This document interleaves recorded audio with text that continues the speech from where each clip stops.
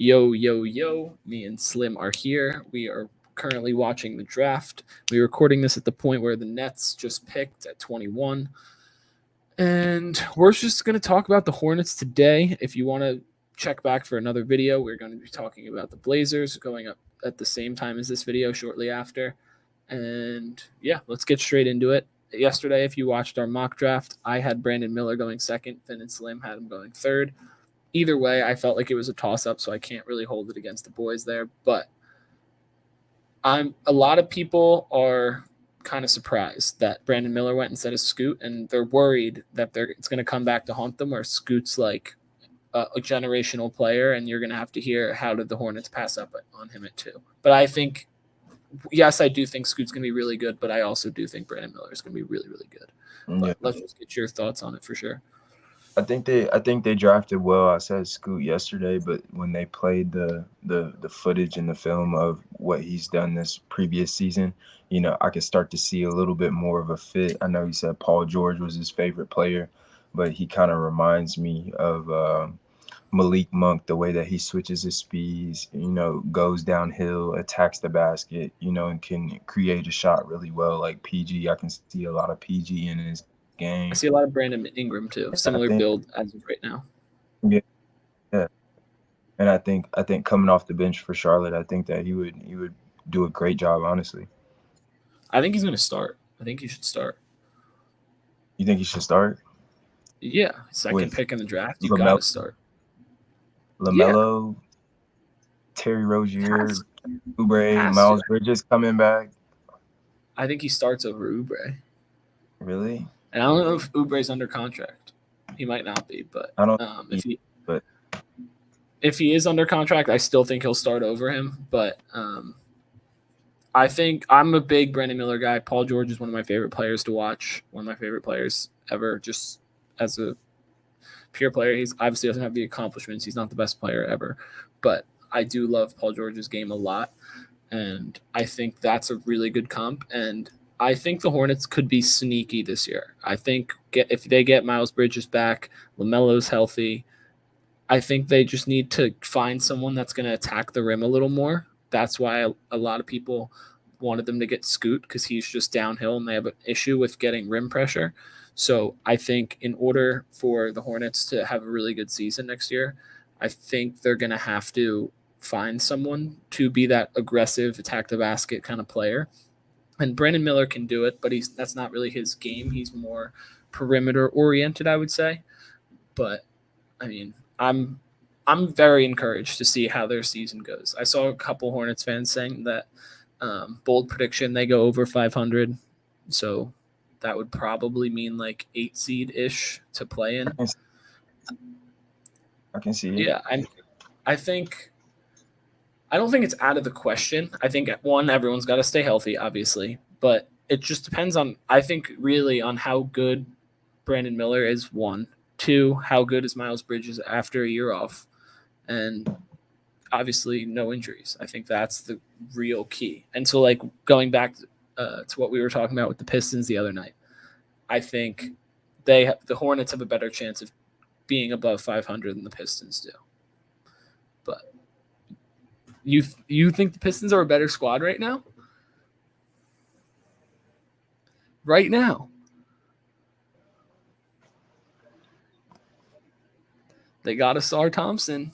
I do like that pick for them, but that's tough.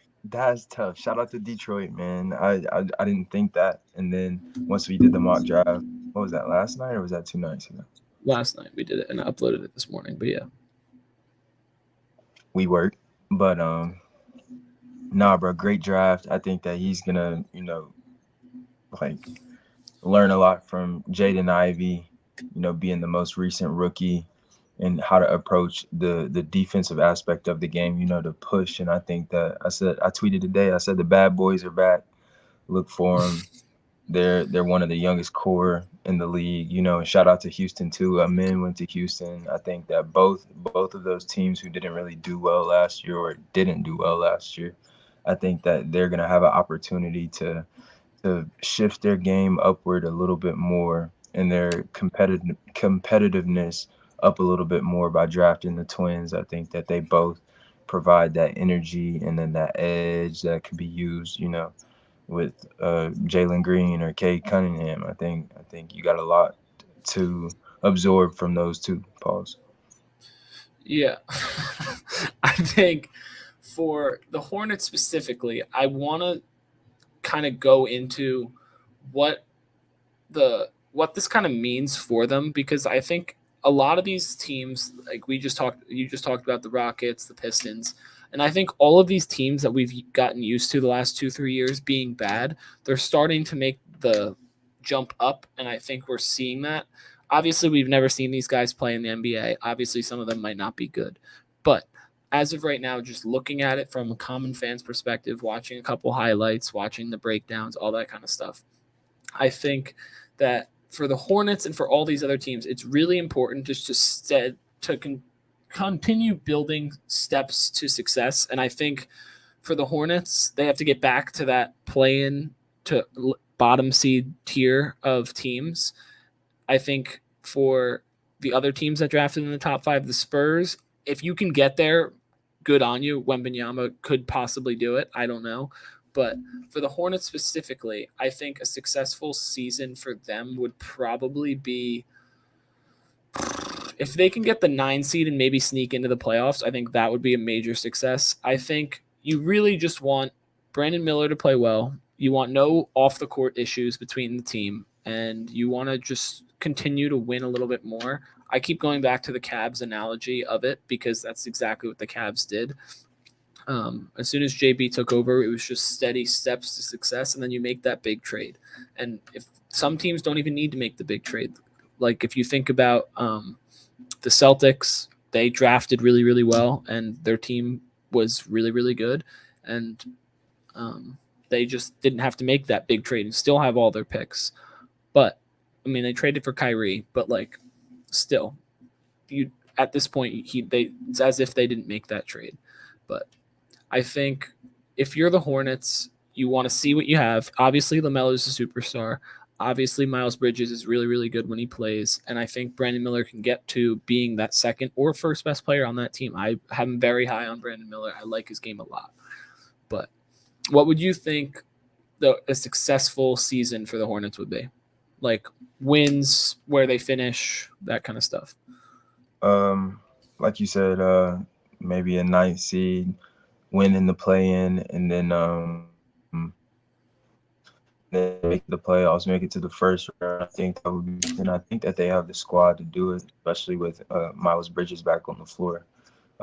Hopefully, LaMelo Ball can stay healthy throughout the season, and I think they got a lot of nice pieces, and I think that Brandon Miller is going to be able to really do his job and be one of the top contenders for Rookie of the Year. You know what I'm saying? Yeah. Prayerfully that Wemby can stay healthy, but taking into consideration what happens to a player like Chet, you know what I'm saying? We want to make sure that we get a little bit past the preseason for us to be able to even past the offseason. I don't even think Chet got to You got prepare. hurt probably not this early, but late in, I would say probably July or August. I'd Yeah, say yeah, probably. yeah.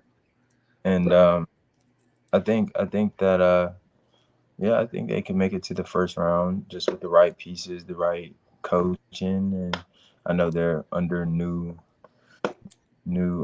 ownership. ownership. Yeah, and I'm excited to see what they do. I'm excited to see what Charlotte has. Yeah, I think. Well, for one, I think I'm not sure. I don't think they'll get to that point. I just think there's too many good teams in the East. But at the same time, there's a lot of teams that are kind of dropping out of that race that were a little bit above them. Obviously, I can see the Magic making a jump up. Obviously, I can see um, the Wizards going down, the Raptors going down. Um, who else? The Pacers, I think, are going to be around the same, maybe a little higher, but I think around the same. So there's definitely openings in the East. I think the Bulls will be a little worse or right around the same. So there's definitely a margin or like a way they could get in as long as they play good enough basketball. I think if you get to 500, you're gonna probably be in that play-in low seed thing, and I think that should be the expectation. I think if you want to be successful in the league, you have to get a taste of the playoffs. You have to go through that kind of atmosphere, and then you build on it. And a few years down the line, then you can really compete. And if you're the Hornets, I think the first step is one, staying healthy, and two, getting through that first kind of battle of like, okay, yeah, now we know how to win in the regular season. Let's go see what the playoffs is all about. Then you probably get swept, if not maybe win a game. And then you're like, okay, this is what we have to do. This is what we need to get better at, all that kind of stuff. And is there like one player that you think could make a difference for them? Miles Bridges. Of course, yeah. I think before his season ended, I mean, it was really the end of the season, but before the whole situation, I think that he was headed to be one of the. Hold up. The Nets selected Derek Whitehead. My boy from high school is like boys with him. That's kind of crazy. Crazy. But continue. Sorry, I was just looking at my phone to pull something up. But I was saying that I think Miles Bridges was headed to being one of the best bigs in the league. You know, rising in his capability and the way that he leads his team, and his duo with LaMelo was one to see. Kelly Grace, you know, I think if they're not gonna trade him, I think that he provides an edge that is same way in kind of like a Nick Claxton. I don't know. I feel like both of their games kind of. I don't know. I don't know why. But I know what you mean, like an energy kind of guy. They're both like they provide a lot of spark and energy to the team. yeah. Like their games on like offensively and defensively are very different, but like as an energy guy, impact guy, I think they're both one of those guys that definitely make an impact. And also, I was talking earlier about how the rim pressure was an issue for them last season, and I think having him down in the post will definitely help with that. A guy for me that I was thinking, it's not like the biggest signing in the world, but I was thinking of what's his face. If you sign the guy, I had it, but now I don't. He was on the Raptors. I don't know. I'm forgetting his name. But basically, I just think you need to find a role player. If they really want to go big, you can pay Bruce Brown a ton of money. I think that would be interesting if I'm the Hornets. I don't think it'll happen, but I think Bruce Brown is a guy that could really, really help them. Look, Mike might say, hell no. He said, Brucey B going anywhere. Hell no. Hell no.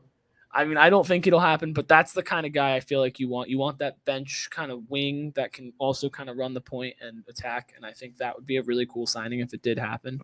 100%. But any last comments about the Hornets? I think that was a good draft pick. I'm worried for them I'm obviously not a Hornets fan, but I'm worried that the Scoot thing will come to bite them in the butt eventually, because third pick is normally the money pick. I'm just saying. Think about the last few years: Mobley, Tatum, LaMelo. It's the money pick. But any last comments? In regards to regret, I'll just mention this. It is Sacramento's pick, number 24. Portland just went, and not only did they draft Scoot Henderson, but they just got Chris Murray. You dig? Shout out to Chris Murray. The Kings did? No, the Trailblazers. Did I say Kings? Yeah, but no, I don't know. You said the Kings were up to draft. Sorry. Oh, the Kings are up. Yeah. Portland just went before them, and they drafted Chris Murray. So I was saying, shout out to Chris Murray. But him, if him and Scoot can get something going from the bench, I think it'd be nice, because Dame's not going anywhere, Anthony. Hopefully they hold on to Anthony Simons. I think don't that you can know. do something this year, especially with Cam Reddish. I'm heavy on the Portland Trailblazers as well. Y'all tune in. We're about to record that video right after this. So if you're interested to see what we have to say about that, click that video. It should be uploaded by the time you're watching this. And peace, like, comment, subscribe. See you guys next time.